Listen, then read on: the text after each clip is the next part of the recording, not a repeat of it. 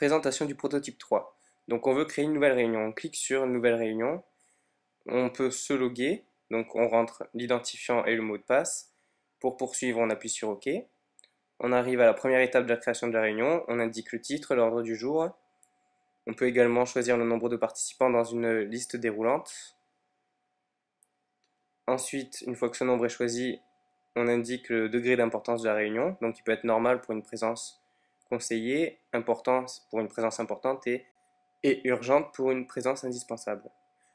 Donc là, on va choisir pour cette situation une présence importante.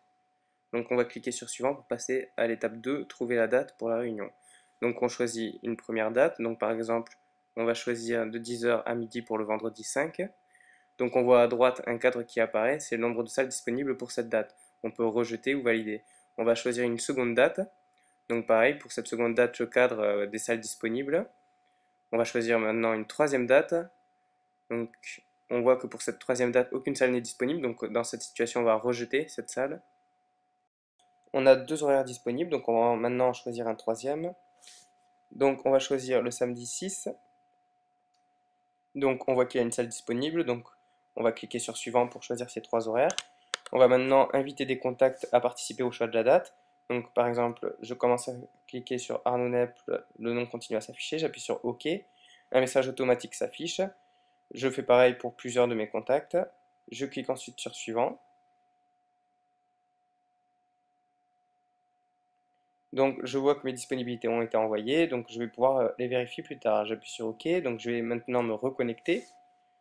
Donc j'appuie sur connecter, connexion, je me log, j'enregistre mon mot de passe, j'appuie sur OK et je vais pouvoir poursuivre la planification de ma réunion. Donc je clique sur poursuivre la planification. Donc je choisis la réunion dont je souhaite poursuivre la planification. Grâce aux réponses des personnes à qui j'ai envoyé le choix de la date, je vais pouvoir faire mon propre choix. Donc je vois que personne n'a répondu, donc je vais cliquer sur attendre. Donc pour attendre une heure plus tard, je reviens, je vais me reconnecter. Donc je vais rentrer mon identifiant, mon mot de passe. Je clique à nouveau sur poursuivre la planification pour voir si mes retours ont évolué. Donc je choisis la réunion concernée.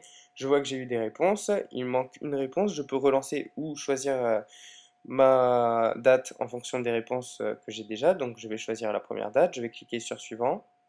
Maintenant, par rapport à la date que j'ai réservée, je peux choisir une salle. Donc j'ai deux choix de salle. Je choisis la deuxième et j'envoie ma demande.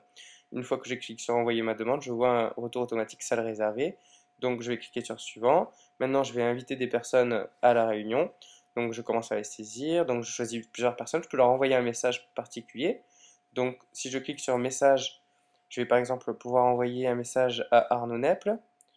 Donc je vais lui envoyer par exemple de me faire un diaporama. Donc je clique sur envoyer, ce sera un message personnel qui lui sera envoyé. Donc je vois en bas que j'envoie un message groupé à tout le monde. Un message que si au besoin je peux modifier ou compléter. Donc je vais cliquer sur terminer. Ma réunion a bien été terminée. Donc je vais maintenant revenir au menu d'accueil. Donc je vois que j'ai plusieurs alternatives telles que annuler la réunion. Donc je clique sur annuler la réunion. Donc je sélectionne ma réunion.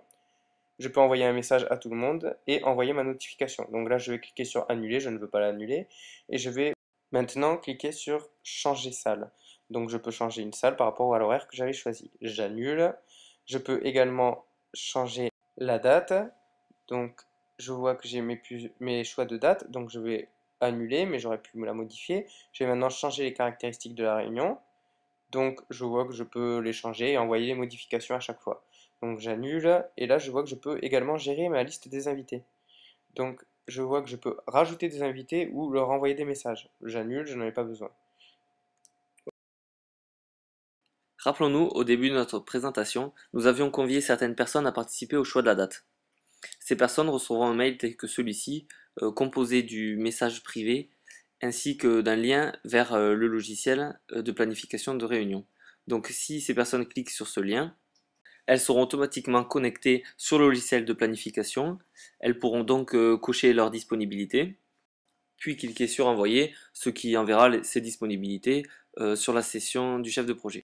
Du point de vue des invités, ces personnes recevront donc un mail rappelant le numéro de la date, un message personnel ainsi que l'ordre du jour, Eux aussi recevront donc un lien qui les connectera sur le logiciel de planification de projet. Cliquons maintenant sur ce lien. Cela nous amène sur le logiciel. On nous demande de confirmer cette présence, oui ou non, et on clique sur envoyer. Toutes les options de ce logiciel ont été vues, cette démonstration est maintenant terminée.